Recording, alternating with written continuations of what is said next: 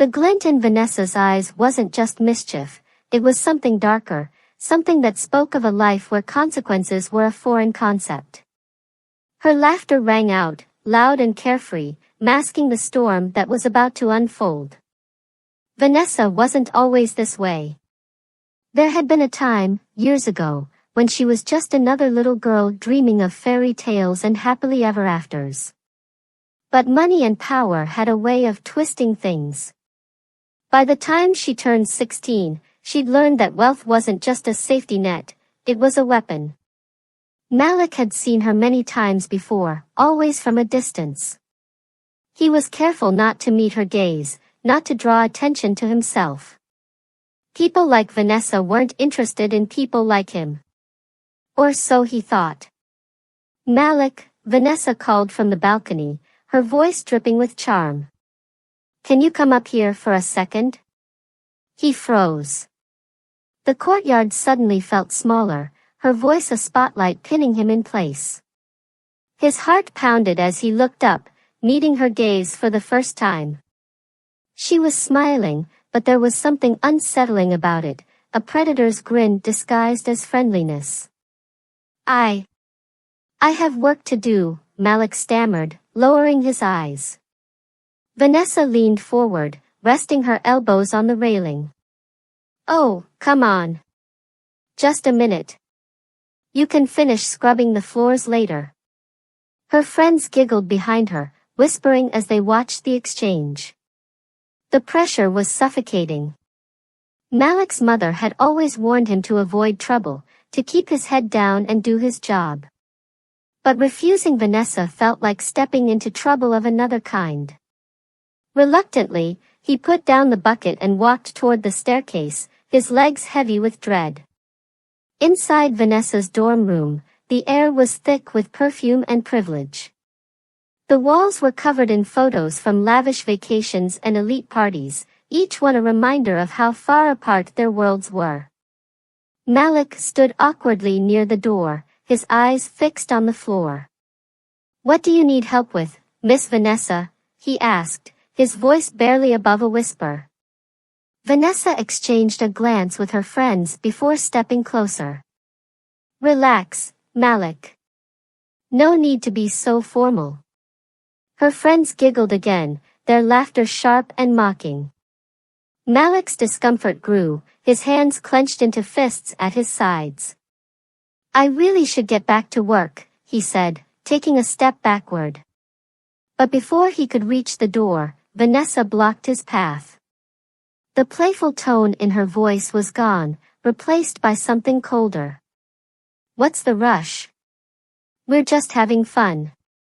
The room seemed to close in around him, the walls pressing against his chest. He felt trapped, his heart racing as he realized this wasn't a simple errand. Down the hallway, the other students carried on as if nothing was happening. Laughter and chatter echoed through the dormitory, drowning out the silent cries of a boy who had been lured into a game he never agreed to play. And for Vanessa, the night was just beginning. For Malik, it was a night that would change everything. Malik hesitated outside Vanessa's door, his fingers clutching the edge of the cleaning rag tucked into his pocket. Something felt off, but he couldn't place it. Her voice, so smooth and persuasive, had been impossible to refuse.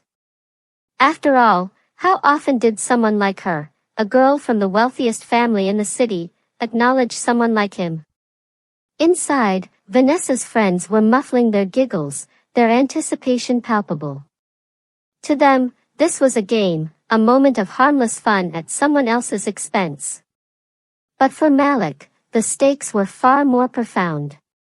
Come in, Malik, Vanessa called out sweetly, pushing the door open. Her smile was bright, almost disarming, but her eyes carried a glint of something else, something he couldn't read. Malik stepped into the room cautiously, his gaze darting to the plush surroundings. It was unlike anything he'd ever seen, soft carpets, silk curtains, and a faint smell of expensive perfume lingering in the air.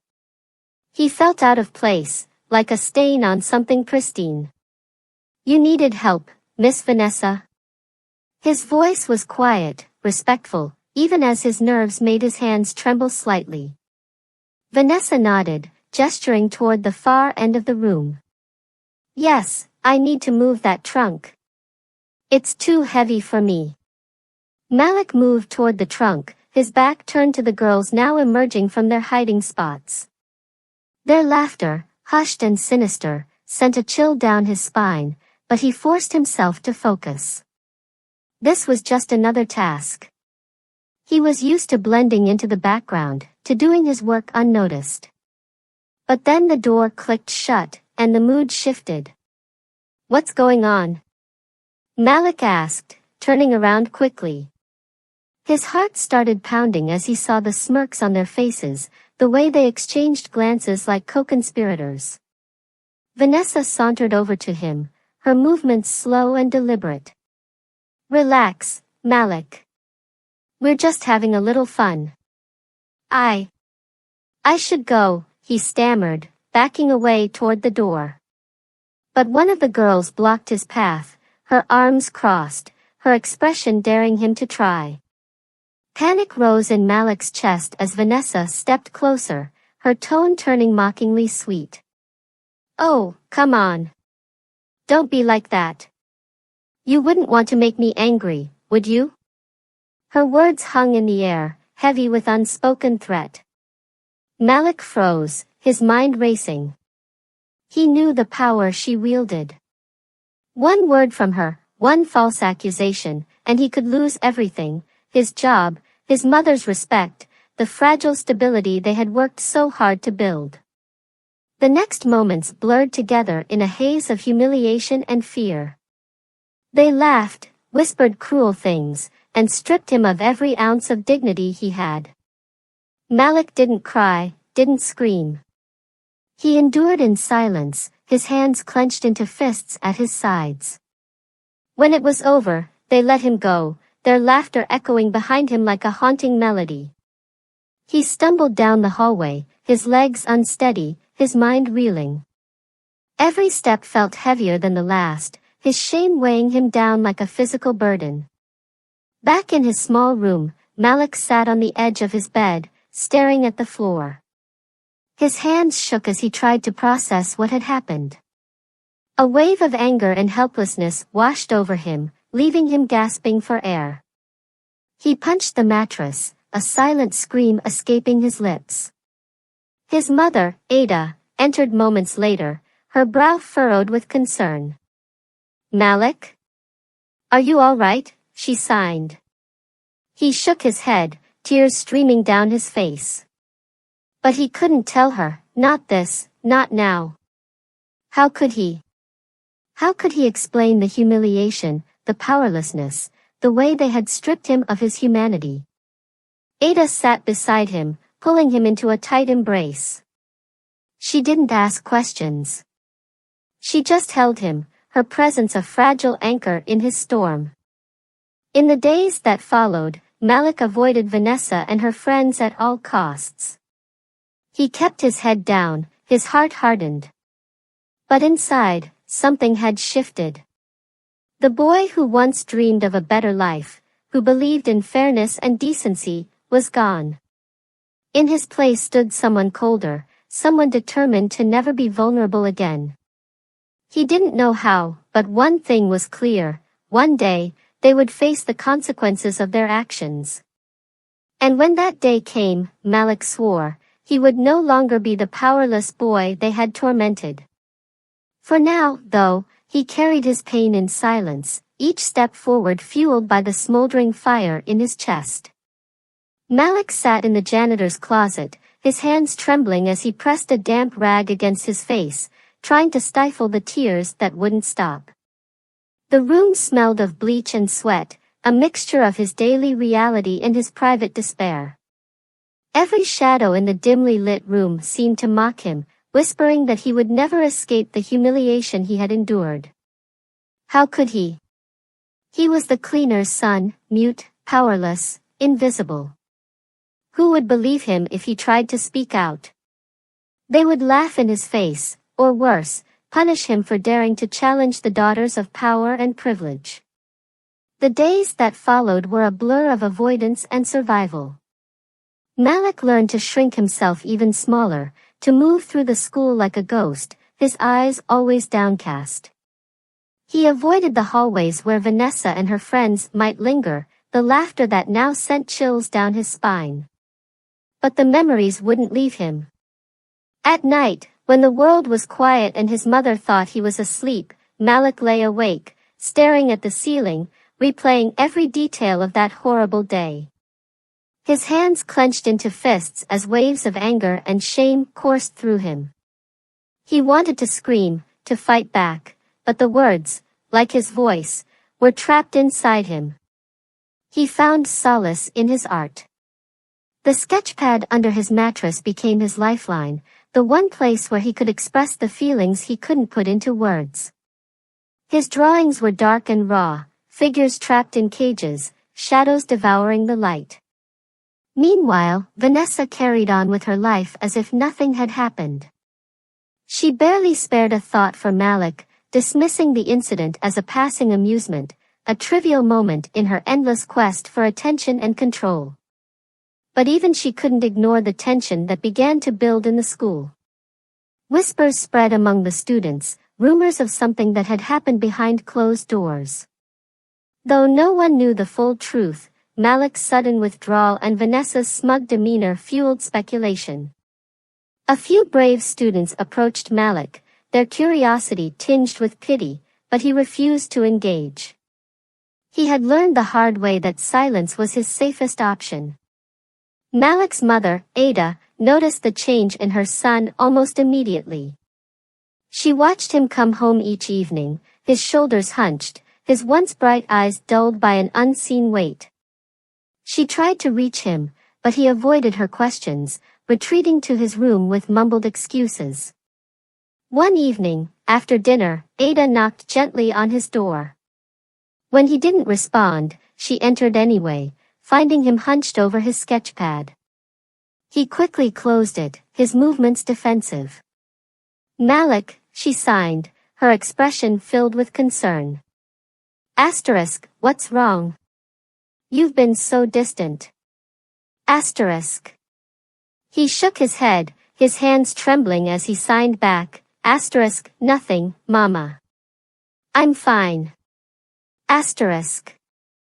Ada wasn't convinced.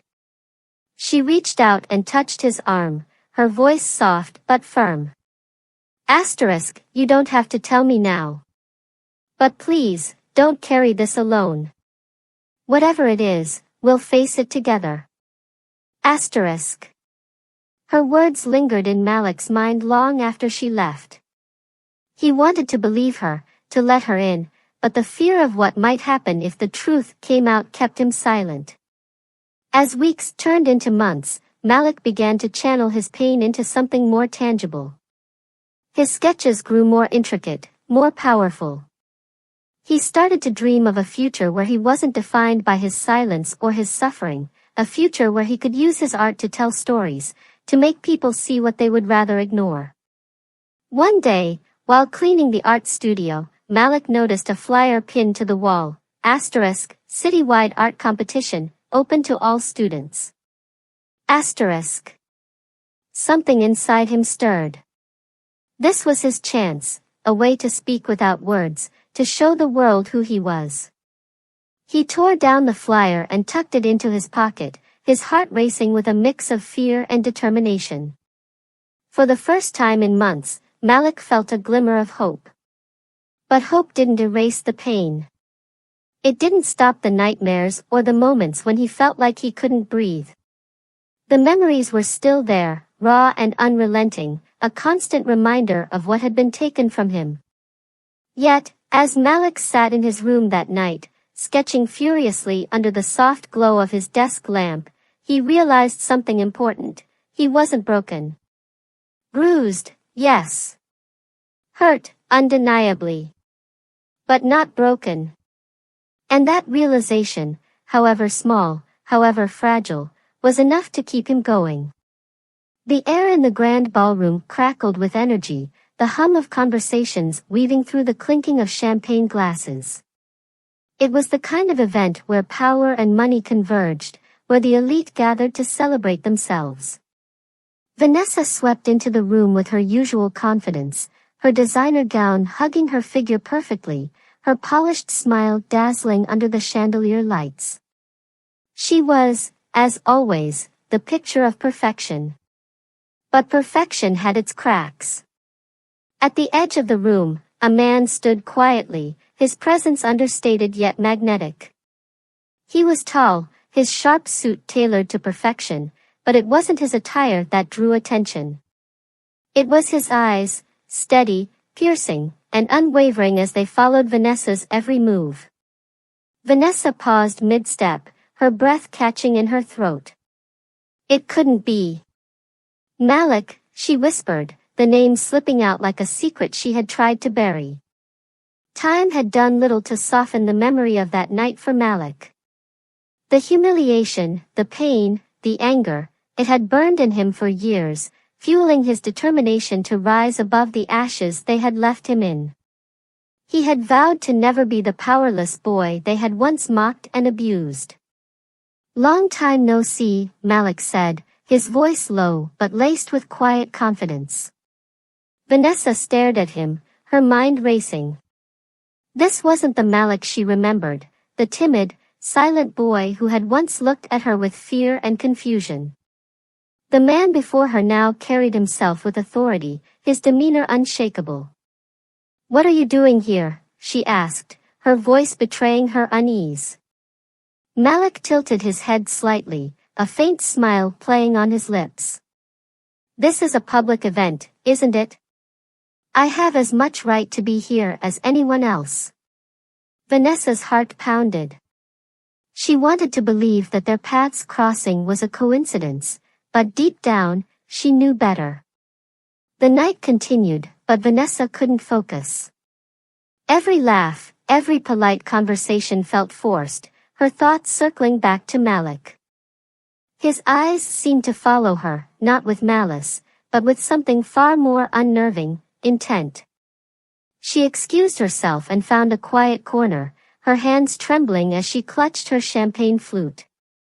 The world she had worked so hard to build, a life of influence, power, and control, felt like it was slipping through her fingers. "Running away already," a familiar voice said behind her. She spun around to face Malik, her composure faltering. "What do you want from me?" she demanded, her tone harsher than she intended. Malik stepped closer, his gaze steady. "What do I want? I want you to understand the weight of what you did. The privilege you abused. The humanity you stripped from me." His words struck her like a blow. For years, she had convinced herself that what happened was just a thoughtless prank, a mistake made in youthful ignorance. But standing before Malik now, she couldn't ignore the depth of his pain. "I was young," she began, but Malik raised a hand to silence her. "You were cruel," he said, his voice firm but not angry. "You had power, and you used it to destroy someone who had none. You thought I'd never rise above it. But here I am." Vanessa felt tears well up in her eyes, not from guilt alone but from the realization of how deeply she had underestimated him. "I'm sorry," she whispered, the words catching in her throat. Malik studied her for a moment, his expression unreadable. "Sorry doesn't undo the damage. Sorry doesn't erase the years I spent rebuilding myself from the ground up." As the night wore on, Malik began to mingle, his charm disarming and his presence commanding respect. Vanessa watched him from afar, the weight of her past pressing down on her. By the end of the evening, Malik approached her one last time. "Vanessa," he said, his tone softer now, "I didn't come here to humiliate you. I came to show you that you didn't break me. You don't get to carry that power anymore." She nodded, tears streaming down her face. "I wish I could take it back," she said. "You can't," Malik replied. But you can choose who you'll be from now on. With that, he turned and walked away, leaving Vanessa alone in the quiet corner of the ballroom. For the first time in her life, she felt truly powerless. That night marked the beginning of a reckoning for Vanessa. She couldn't undo the past, but she began to confront it. Therapy sessions replaced charity galas, and her days of careless power games were over. Malik, meanwhile, continued to thrive. He didn't look back on that evening with satisfaction. It wasn't revenge he sought but closure. And while the scars remained, they no longer defined him. He had reclaimed his narrative, proving that strength wasn't about forgetting pain but rising above it. Some wounds don't heal, but they can teach. For Malik and Vanessa, the lessons were different, but they were equally profound. Malik's heart pounded in his chest as he stepped into the grand ballroom. The chandeliers sparkled above, their light bouncing off the polished marble floors and the glittering jewelry of the city's elite. But he wasn't here to admire the glamour or mingle with the powerful. He was here to finally face the woman who had once left him broken. From across the room, Malik spotted Vanessa. She was laughing, surrounded by admirers, her elegant gown flowing as she moved with ease. To anyone else, she was the picture of perfection, a woman who had it all. But to Malik, she was a ghost from his past, one he could no longer let haunt him in silence. The event had been carefully orchestrated. Malik had spent weeks planning this moment, ensuring every detail was in place. The journalist he had contacted stood near the corner, blending in with the crowd, a recorder discreetly hidden in their pocket. Key figures from the city's business and political worlds were in attendance, their curiosity piqued by rumors Malik had subtly spread. As the evening progressed, Malik approached the stage. The host handed him the microphone, introducing him as the event's main sponsor. Applause erupted, and Vanessa's head turned toward him, her smile faltering when their eyes met. "Good evening," Malik began, his voice steady but charged with emotion. "Tonight, we gather to celebrate success and resilience. But success isn't always built on fair foundations, and resilience often stems from enduring unspeakable pain." The room grew quiet. Vanessa's smile disappeared entirely as she clutched her champagne flute, her knuckles turning white. "I want to share a story," Malik continued. "It's not just my story, it's a story about power, privilege, and the cost of silence." Vanessa's heart raced as Malik recounted his tale, his words painting a vivid picture of the boy he once was. He didn't name her directly, but the details were unmistakable to those who knew. Each sentence cut through the room like a blade, leaving murmurs of shock and disbelief in its wake.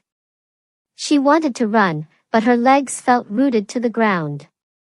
Each word Malik spoke forced her to relive that night, a memory she had buried deep. The humiliation she had inflicted on him, once a joke among friends, now loomed over her like a shadow she couldn't escape. By the time Malik finished, the room was silent. His voice trembled slightly as he concluded, "Healing isn't just about moving on, it's about speaking the truth, even when it hurts. Tonight, I choose truth." The applause was hesitant at first, then grew louder. Malik stepped down from the stage, his gaze never leaving Vanessa. She stood frozen, her face pale, as people around her whispered, their admiration turning into judgment. Malik didn't approach her. He didn't need to.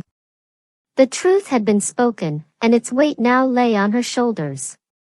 As he left the ballroom, a sense of closure washed over him, not triumph, but peace. For the first time in years, Malik felt free. Vanessa, however, was left to face the consequences of her past, a reckoning she had never seen coming. "Do you even know what it's like to feel powerless?" Malik's voice cut through the stillness, cold and sharp. "To have everything taken from you by people who think they're untouchable?" Vanessa stood frozen, her breath hitching in her throat. The grand ballroom around them seemed to fade into the background. Malik's words hung in the air, each syllable heavy with years of pain and anger. "You think this is just about you?" Malik continued, stepping closer. "It's about everyone like me, people you and your friends treated as less than human. I didn't want revenge, Vanessa. I wanted justice. And for the first time, I have the power to make sure you face the consequences." Tears welled in Vanessa's eyes, but Malik didn't flinch. He had waited too long for this moment to let her tears deter him. As the whispers around the ballroom grew louder, Vanessa's carefully constructed world began to unravel. She could hear the murmurs, asterisk, "Is it true? Asterisk asterisk, how could someone like her do that? Asterisk asterisk, I always thought she was perfect. Asterisk." The weight of the truth crashed down on her, suffocating and relentless. Malik's revelation had turned her into a pariah in the very circle she had once commanded. For the first time in her life, Vanessa felt the sting of judgment and isolation.